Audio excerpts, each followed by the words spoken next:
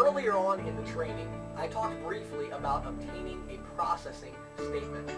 Now, this is probably the most important step in the sales process because without this step, you really can't achieve any of the other steps in the sales process.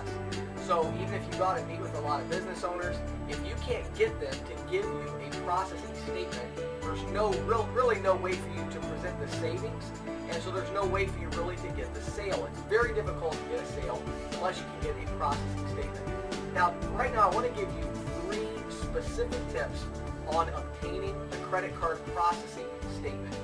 These 3 tips are: be persistent, be knowledgeable, and be assumptive. Now, first of all, I'm talking about being assumptive.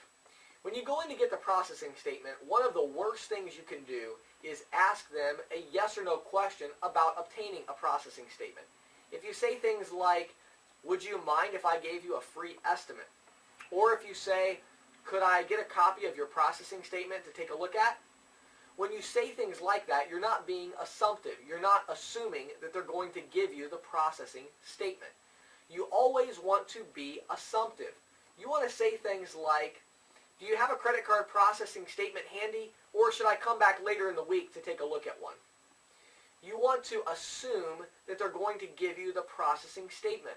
You want to say things like, obviously, I'll need to take a look at your credit card processing statement in order to do a cost analysis. Do you have one handy? Again, you're being assumptive. You're assuming that they are going to give you the credit card processing statement. So be assumptive when you're going to get the processing statement. Assume that they're going to give you one.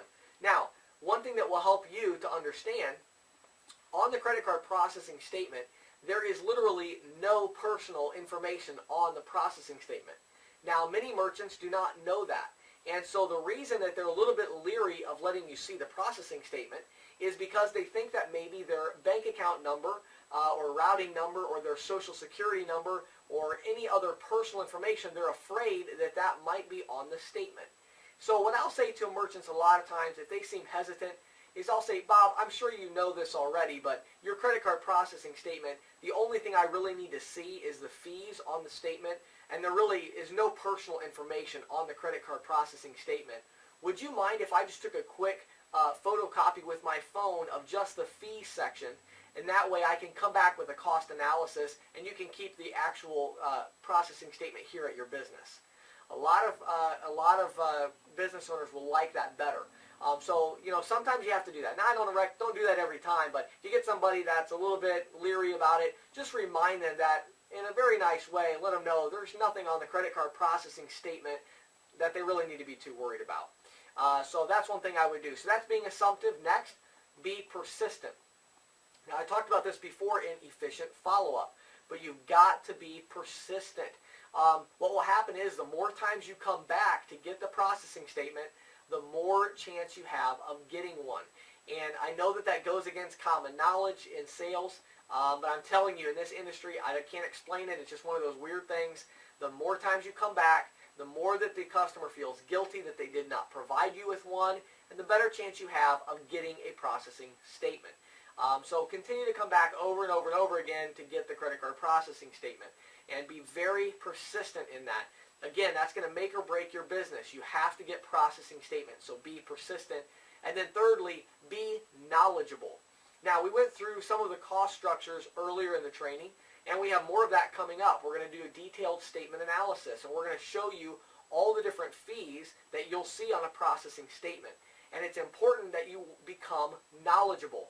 Now, the way you become knowledgeable is by getting out in the field and seeing processing statements. Once you've completed this training, once you have a general knowledge, hurry and get out in the field and get some processing statements. As soon as you get them, you're going to start looking at them.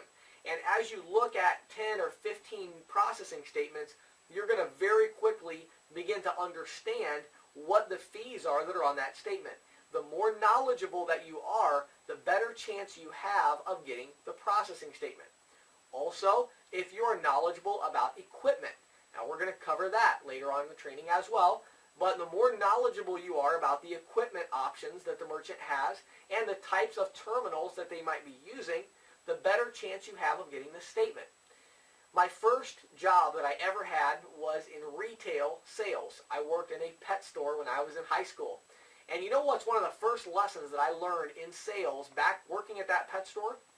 I learned that if you show yourself to be knowledgeable in one area, the customer will trust you in other areas.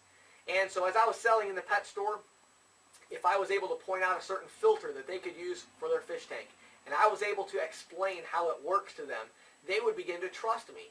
And then I would be able to gain their trust and then to utilize that trust to sell them other things for their aquarium. Now, credit card processing sales works exactly the same way. Even though their terminal has nothing to do with their statement or their pricing, if you're able to walk in and say, "Hey Bob, I noticed you have an FD100 terminal there. How do you like that terminal? Do you like that touch screen?" When you're able to say something like that, you're able to quickly identify the terminal type, or you're able to look at their statement and say, "Oh, I see you're on flat rate pricing. I can tell by this rate up here at the top at 2.5%. When you're able to quickly identify the type of cost structure they're on, or you're able to talk about the equipment that they're using, the customer begins to have trust for you, and it's much more likely that they're going to give you a statement. Now, in addition to that, you can also gain their trust through referrals. We talk about this throughout the training, but you want to make sure you're getting references and referrals. When I walk into a business, in my opening line, one of the first things I say is, "My name is James Shepard. I'm a local business owner offering credit card processing services. I do the credit card processing for XYZ business, for Bob over there. You know Bob?" Now, what am I doing there? I'm increasing my chances of getting a processing statement because the customer is going to trust me based on the references and referrals that I am providing to them. So, be assumptive, be persistent, and be knowledgeable when attempting to get the processing statement.